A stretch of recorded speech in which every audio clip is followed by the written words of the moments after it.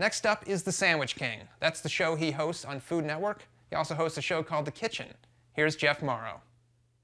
How are you doing? I'm good, man. Yeah.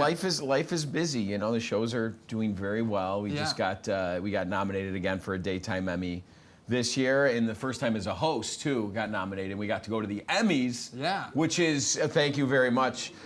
Which was streamed on Facebook Live. So because there's surprised not all of you caught it on one of the major networks, but it was an honor, obviously, to be be nominated. To be streamed, yeah. But then you're amongst talk show hosts and soap stars and other daytime, game show hosts. So it's like, it's a very, unique world to be a part of, especially at the awards. When you're 2 seats behind Alex Trebek, and just watching him the whole time while, because even from the back of his head, I knew he was judging my intelligence.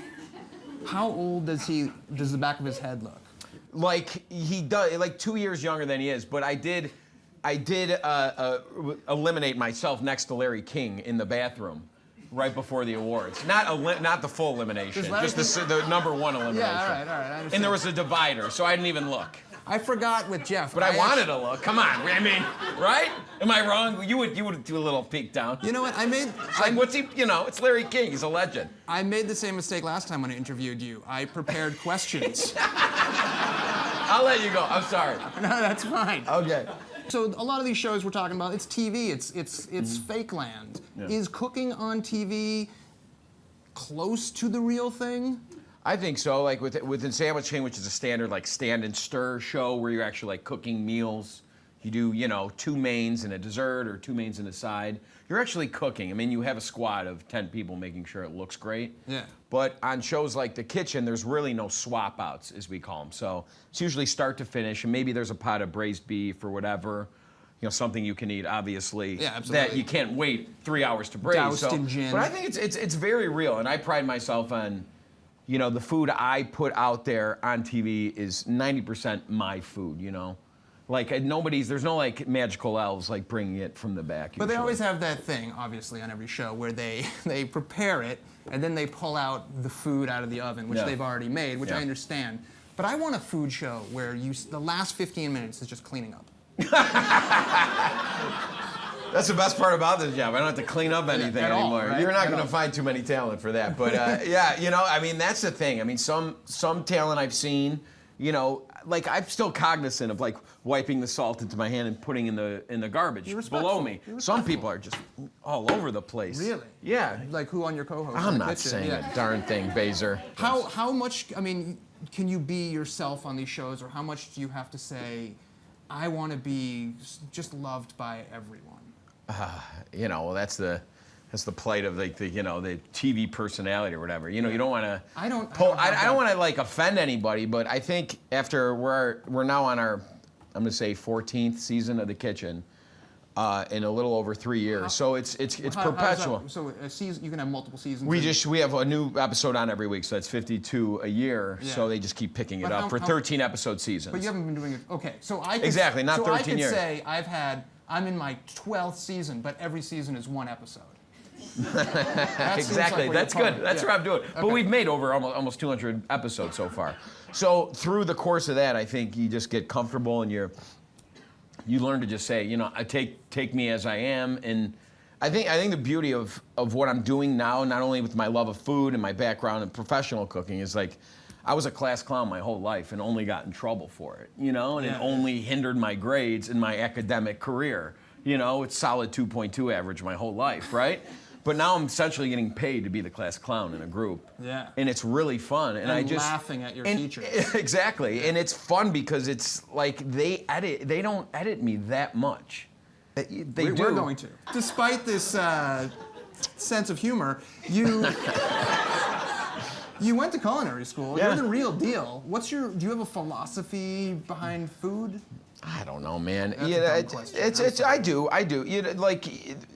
At least I think it's easiest if you have kids, right? You have children, right?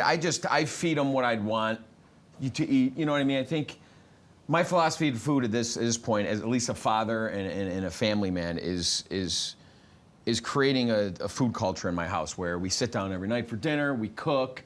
He's not. Listen, he's still not eating everything.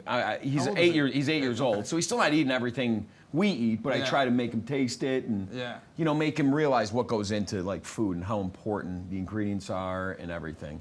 And then when I'm cooking on the show, I try to put in my point of view of real people food, stuff that we're really gonna eat, and not get too internet foodie. That's a big internet food. It's like all the cheese, thing. We do that on the show, but not everything has to be a mashup of 3 things. Yeah. And this is coming from the guy that invented Maczania. Which is? Mac and cheese and lasagna made with sheets of hardened, processed cheese that you put of elbow macaroni that you cut into sheets, and then traditional ricotta cheese, a little sauce, some sausage, and then 3 layers of that. And that's yours. That's mine. That's you. So retract my answer from previous. I'm the enemy. Do you pack lunch for your kid when you're home? Oh, every morning, yes. So give me what the lunch is. Well, today he had some honey ham that we get shaved. You can't have it too thick, right? Yeah. Good. The Becca honey ham. What do you mean good. shaved?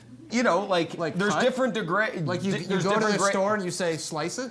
You haven't been to the deli counter in a while, have you? They say. When they say, "How do you want this cut?" What do you say? I say, I don't know, just whatever. Just. Why are you wasting everybody's time with this whole intermont? I don't know. Just this, but how else would I want to cut? You cut it thick. You cut it medium. You cut it thin. You call it really thin, I say or regular. then shaved. I just say regular. Shaved and is then like. They hand it to me and they say, "Is that okay?" And I say. Do you eat that slice though? That's the question. The slice they hand to you to judge whether or not you like the thickness. Only if they say, "Do you want to eat it?" If they just hold it out, well, you don't eat it ever. You grab it. You just grab it. That's your slice. But that's usually the oxidized first slice when it's been sitting there, so it should taste better. It's usually a crapshoot. Yeah, it should taste worse. So it's not a good marketing tactic. But do people send it back for not being the right thickness? And why would I care what thickness my kid's slice of meat is? Because it changes the bite down and the mouthfeel of the sandwich when you eat it. Listen, this is not like the days of the cylinder of bologna, right? That are half-inch thick. They're good. It's got a place, especially when you fry them and put them on a little white bread with a little mayonnaise, some peppers. But get the meat. There's good meat, right? If you go to one of these nice stores, you can you're paying $12.99 for some ham. Yeah. You get it as you like, and when your kid appreciates it more, and he's getting better stuff, and the bite down of this, he's gonna be the envy of his lunch table when all the other kids have the peanut butter and jelly smashed down with the apple indentation in there, with the jelly peeking through your white bread, right? Warm yogurt. I put everything on ice for my kid. I hand cut the carrots, not the carrot sticks. I hand cut them into my own because carrots taste better when they're not already pre-cut. When you say like they're not washed. When somebody says hand cut fries, I don't care how the fries got there, who cut them, if it's a machine. Why does it matter? Because they're fries. I will discuss, fry cookery for a while. Think you're touching the fries with your hands too much. That's just coming from the thing. I want machine cut fries. You want reconstituted. I want reconstituted. You want them coming out of like a force meat, just I don't want that extruded fries, don't you? I don't want that potato to have ever seen a human being. That's good. It goes into my mouth. You want it back, from the paper bag to the fryer into the basket. I don't even want it to be made from potatoes. Okay, so shaved ham. Shaved ham, nice good bread, like depend. We switch it up, pretzel roll or like a nice Hawaiian bun or something, a nice brioche bun. Yeah. Fries, some Greek yogurt, maybe some grapes, maybe some chips. It's not bad. That's it. No, some milk. I mean, I'm not like my kid's not eating like maki rolls for lunch, which that'd be great if he did, but how do you define very a sandwich? We had this debate in my office for about a month.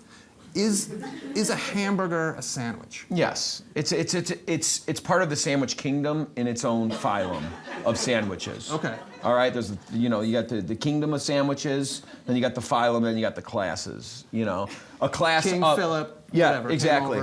So it'd be its own phylum, like a hot dog would be. That's a sandwich. Yes. So what's the definition of a sandwich? Things in between other things. So what about open things? It is. Just for the sake of, not confusing the world. An open-faced sandwich. I mean, what are you going to say? Meat on top of one piece of bread? Just call it an open-faced sandwich. This is the biggest debate. I get more tweets about is a hot dog a sandwich than anything else. Yeah, right? But not hamburger, because hamburger seems more clear-cut. Yeah, because it's 2 pieces of bread with some meat and cheese in the middle and a sauce and some veg, right? Yeah. So that is what's different than that and a ham sandwich with some lettuce, tomato. Just history. Exactly. Jeff, thank you for coming on Thank again. you so much for Jeff having Mauro. me, guys. Thank you, Mark. Thank you.